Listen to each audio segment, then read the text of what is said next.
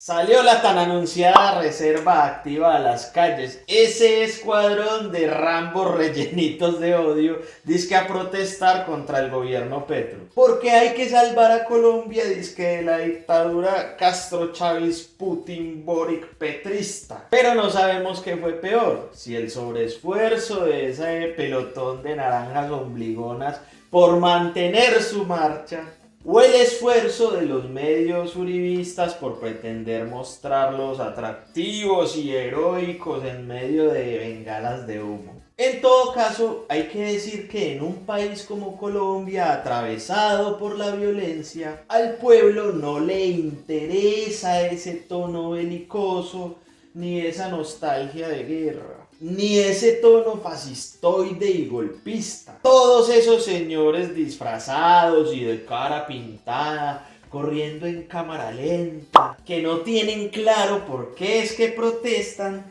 deberían estar aportándole a la paz y no alimentando la interminable guerra. Cuando digo que los miembros de la reserva activa que salieron a marchar supuestamente contra las políticas de Petro, en realidad parece que no saben ni por qué marchan, es porque fue precisamente el gobierno Petro el que les devolvió la mesada 14, la cual les había quitado el matarife. Una completa incoherencia porque salen a apoyar a los que les quitaron la mesada y se oponen a los que la devolvieron. Hola, no le mientan al país, a los policías, a los señores soldados, no le mientan a la clase trabajadora colombiana. La mesada 14 de las pensiones se perdió con el acto legislativo número 01 del año 2005, que, por acá, en un párrafo que paso a leer, dice a la letra, comillas, las personas cuyo derecho a la pensión se cause a partir de la vigencia del presente acto legislativo no podrán recibir más de 13 mesadas pensionales al año, cierro comillas. ¿Quiénes firman? Firma el Congreso de la República Uribista y aparecen aquí las firmas de el presidente Álvaro Uribe Vélez y el ministro de Hacienda Alberto Carrasquilla, primero. Segundo, cuando se produjo este acto legislativo, marchamos los trabajadores contra su pretensión y fuimos reprimidos brutalmente por la fuerza pública colombiana, la misma que después perdió los derechos y que pretenden achacarle al presidente Gustavo Petro la pérdida de esos derechos. Tercero, un buen acto de reparación y de justicia sería que se movilizaran contra Álvaro Uribe, quien les quitó los derechos, y aplaudieran a quienes siempre hemos defendido los derechos de los trabajadores y el pueblo colombiano. Me hicieron acordar de los muchachos de Rappi protestando contra la reforma laboral, que buscaba defender sus derechos, pero que ellos manipulados, creyéndose socios de la aplicación, creyéndose capitalistas sin capital, rechazaron tajantemente. Acá les dejo el video para que vayan y lo pillen. Vuelve y juega. El oprimido defendiendo al opresor. ¡Abajo la mesada! ¡Abajo la dignidad! ¡No nos devuelvan los derechos! ¡No nos devuelvan nada! ¡Ajúa! Lo que estamos viendo es la instrumentalización de un sector de las fuerzas militares por parte de un partido político en defensa de sus propios intereses. Y más cuando se aproximan las elecciones. Pensemos que la fuerza pública está para servirle al pueblo y no para estar marillando en las calles, amedrentando a la población, metiéndole miedo a la gente en una pésima puesta en escena como si fueran para el campo de batalla. ¿Qué necesidad? Porque si en realidad quieren defender ideas como la patria, la libertad y el orden, ¿por qué más bien no se suman a la propuesta de Petro de que el ejército se humanice y preste un servicio social para la paz en los territorios con las comunidades? ¡Oh, qué va! ¿Qué les va a interesar eso si esa reserva inactiva que vimos en las calles está afiliada ideológicamente a la ultraderecha? A esa ultraderecha rancia, apestosa, cuyo negocio más rentable es la guerra, que es en última la que posibilita la desigualdad social y perpetúa sus exclusivos privilegios. Al partido de los Crocs, la guerra no solo le resulta rentable, sino que también posibilita su existencia. Por eso es que no les interesa ni en lo más mínimo que el país lleve a feliz término el proceso de paz con la guerrilla del ELN. El uribismo necesita la guerra porque su bandera política es la trillada mano firme para acabar con los bandidos. Por eso necesitan de las guerrillas para seguir haciendo política. Politiquería. Porque si se desmovilizan las guerrillas, ¿cuál va a ser el cuento chimbo con el que nos van a enredar y nos van a meter miedo y nos van a dividir? Ninguno. Se les cae el discurso, papá, se les cae la estantería, se les cae todo. Si el uribismo y su prensa cochina valoraran realmente a los policías y a los militares que reclaman como suyos, tendrían la honestidad intelectual para valorar que después del proceso de paz con las FARC en el gobierno Santos, la cifra de soldados caídos en combate y heridos en los hospitales bajó considerablemente. Las cifras están. El acuerdo de paz entre el gobierno y la extinta guerrilla de las FARC marcó una drástica reducción de muertes en combate. De acuerdo con los datos estadísticos del Centro de Recursos para Análisis de Conflictos, CERAC, mientras en 2012 registraron 2.799 muertes en combate, en las que se incluyen miembros de la fuerza pública, guerrilleros de las FARC y civiles. En 2017 no hubo un solo caso. Cierro comillas, miren que esto lo dice El Espectador. O sea, dejaron de morir colombianos en conflicto entre la extinta guerrilla, entre ese grupo insurgente y las fuerzas del Estado. Un año después del cese al fuego unilateral anunciado por las FARC en el 2015, el informe de la CERAC revela los siguientes datos. Párenle bolas.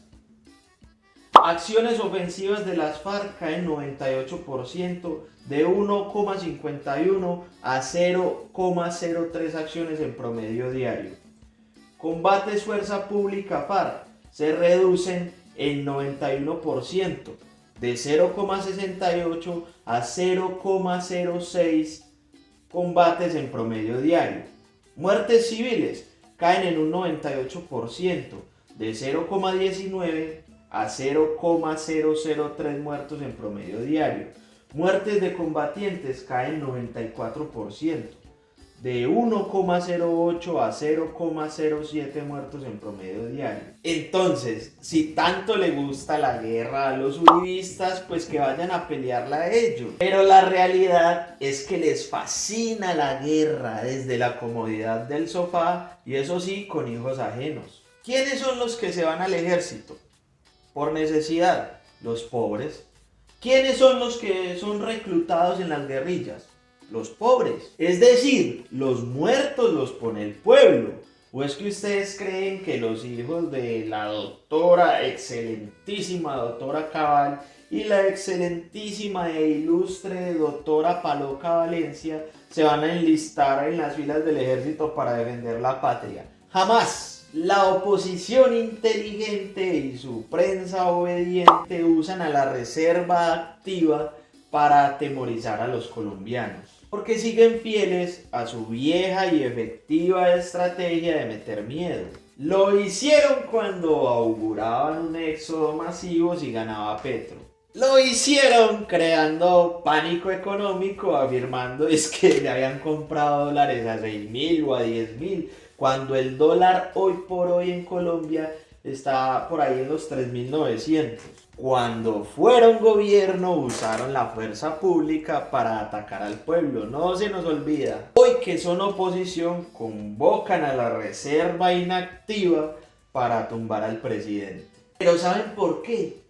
Porque ven a la policía y al ejército como una guardia privada al servicio de la oligarquía traqueta, y no como una fuerza al servicio del pueblo colombiano en general. El enojo de la ultraderecha está en que cuando este gobierno llegó al poder, este gobierno popular, se hizo un barrido en las cúpulas militares. Hay que aclarar que el grueso de las fuerzas militares están con Petro y rechazan tajantemente a ese reducido grupo de militares dinosaurios que quieren que la gente se adhiera a ese discurso golpista que huele a pecueca.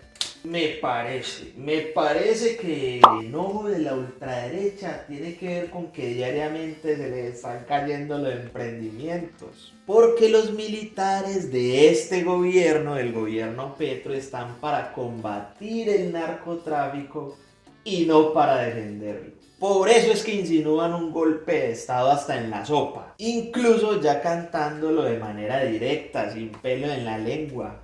Colombia está siguiendo los pasos del Perú y yo creo que en el Perú las reservas fueron exitosas, en el sentido de que allá lograron defenestrar a un presidente corrupto.